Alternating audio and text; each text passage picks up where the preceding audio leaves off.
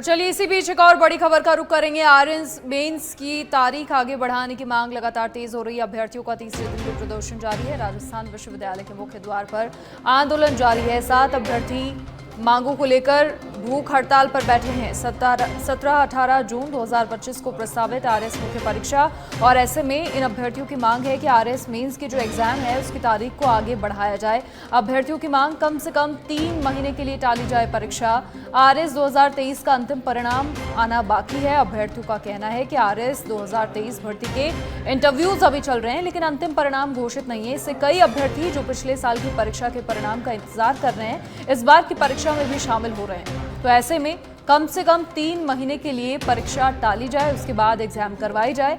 ये मांग है इन तमाम अभ्यर्थियों की और आज दूसरे दिन भी लगातार आंदोलन कर रहे हैं। राजस्थान विश्वविद्यालय के मुख्य द्वार पर बैठे हैं ये अभ्यर्थी। लगातार इनकी मांग कि आरएस मेंस परीक्षा की तारीख आगे बढ़ाई जाए, कम से कम 3 महीने आगे बढ़ाई जाए एग्जाम। बड़ी जानकारी, बड़ी खबर। आरएस मेंस एग्जाम की तारीख आगे बढ़ाने की मांग को लेकर लगातार अभ्यर्थियों का धरना जारी है। राजस्थान विश्वविद्यालय के मुख्य द्वार पर आंदोलनरत हैं ये तमाम अभ्यर्थी और इनमें से 7 अभ्यर्थी ऐसे हैं जो अपनी मांगों को लेकर भूख हड़ताल पर बैठे हैं। तो लगातार आरएस मेंस की तारीख आगे बढ़ाने की मांग जोर पकड़ने लगी है। अभ्यर्थियों का तीसरे दिन भी प्रदर्शन जारी है। राजस्थान विश्वविद्यालय के मुख्य द्वार पर आंदोलन जारी है। 7 अभ्यर्थी मांगों को लेकर भूख हड़ताल पर यहां बैठे हैं। 17-18 जून 2025 को प्रस्तावित है आरएस की मेंस एग्जाम और ऐसे में अभ्यर्थियों की मांग है कम से कम 3 महीने के लिए परीक्षा टाली जाए। अधिक जानकारी के लिए सहयोगी कुणाल भटनागर लाइव हमारे साथ फिलहाल जुड़ गए हैं। कुणाल, क्या कुछ पूरी जानकारी? देखिए लगातार धरने पर हैं, आंदोलन कर रहे हैं अभ्यर्थी और अब 7 अभ्यर्थी ऐसे हैं जो भूख हड़ताल पर बैठे हैं। एक बार जरा बातचीत भी कीजिए और ये भी बताइए कि प्रशासन की ओर से क्या कोई भी अभी तक नहीं पहुंचा है, कोई बातचीत नहीं की जा रही है, क्योंकि एग्जाम की डेट बहुत नजदीक है और ऐसे में अगर इनकी मांग नहीं मानी जाती है तो वैसे भी बेहद नुकसान इनका हो रहा है।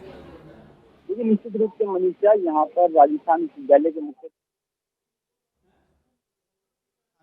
के मुख्य द्वार पर हम मौजूद हैं और लगातार तीसरे दिन जो धरने का है वो यहाँ पर जारी है। इससे पहले इनके द्वारा अलग अलग जो मंत्री हैं उनसे मुलाकात की गई, उनके द्वारा पत्र भी लिखा गया। लेकिन अभी मैं आपको राजस्थान विश्वविद्यालय के मुख्य द्वार की अगर यहाँ पर तस्वीर दिखाना चाहूँ तो आप देख सकते हैं जो बड़ी संख्या में जो एस्पिरेंट हैं वो यहाँ पर मौजूद हैं और लगातार जो तारीख है उसको बढ़ाने की यहाँ पर मांग की जा रही है। कुछ जो अभ्यर्थी हैं वो भूख हड़ताल पर भी बैठे हैं, हम इनसे बातचीत कर लेते हैं क्योंकि लगातार इनके द्वारा मांग की जा रही है। पहले पत्र लिखवाया, उसके बाद कैंडल मार्च निकलवाया और अब लगातार तीसरे दिन भी राजस्थान यूनिवर्सिटी के मुख्य द्वार पर आपका प्रदर्शन जारी है। अभी तक कोई बातचीत हो पाई है सरकार? जी सर, सरकार से निरंतर बातें चल ही रही है और सरकार के कानों तक भी ये बातें पहुंच चुकी है कि हाँ हमारी ये मांग है, जल्दी हमारी मांगे सुन ली जाएगी, हमें तो ये आश्वासन है।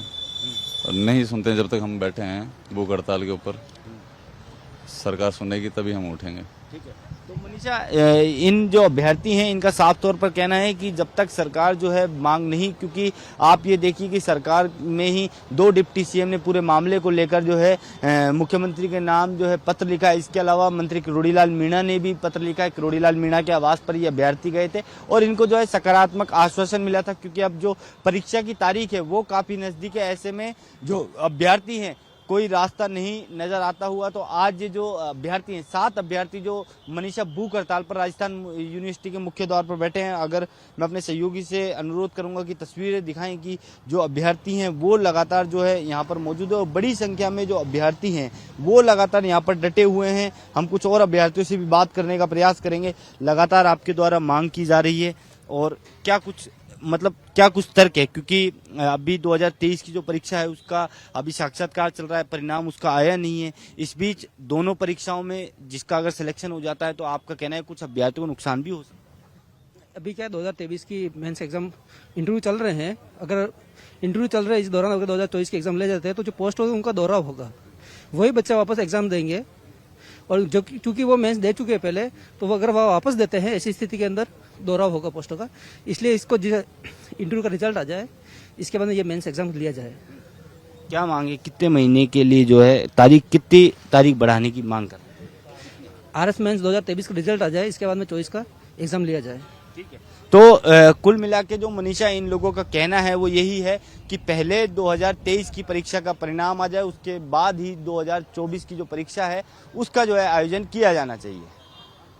कुणाल, और इसी के साथ देखिए बड़ी बात यह है कि जब लगातार इनकी ओर से मांगे की जा रही हैं और इनका ये कहना है कि ये तमाम जो मांगे हैं वो जायज़ हैं, लेकिन अभी एग्ज़ाम होने में कोई बहुत ज़्यादा वक्त नहीं बचा है, तो ऐसे में अगर इनकी मांगों के विपरीत कोई एक्शन होता है तो क्या उसके लिए तैयार हैं ये अभ्यर्थी?